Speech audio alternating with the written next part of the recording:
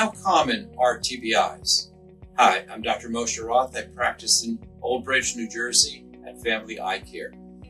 According to the CDC, the Center for Disease Control, an estimated 13.5 million individuals in the U.S. live with a disability caused by a traumatic brain injury. Approximately half of those traumatic brain injuries are caused by a fall. Who's most susceptible?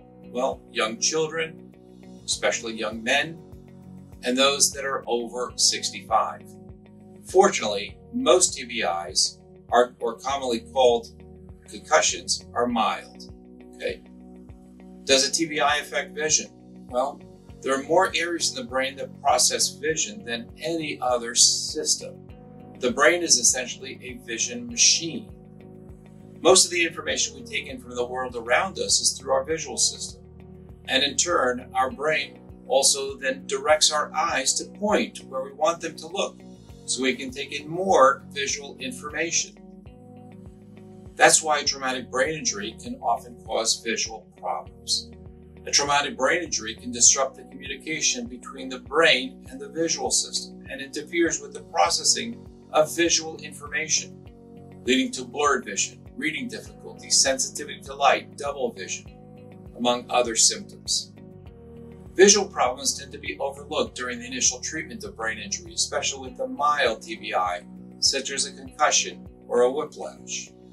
Often a child doesn't want to be pulled out of a game, so they'll dismiss the symptoms that they may be exhibiting or feeling. A regular eye exam rarely identifies the extent of the visual problem that's affected, since the visual complications that develop are not related to visual acuity in 2020, but rather to an eye teaming or an eye focusing or a tracking problem. Not all eye doctors look for those types of issues. If you're experiencing post-concussion visual symptoms, there's always the risk that they will worsen over time. We don't say this to scare you, we say this to help you become more aware. Some patients notice visual problems only while experiencing additional stress, such as illness, family stress, or work stress, or when there's a disruption to their normal routine.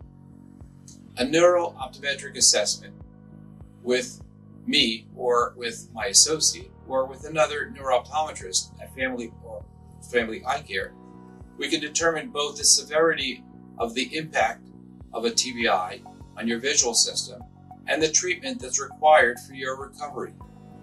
In our next video, I'm going to discuss what are the treatment options that we can offer. I'm Dr. Moshe Roth.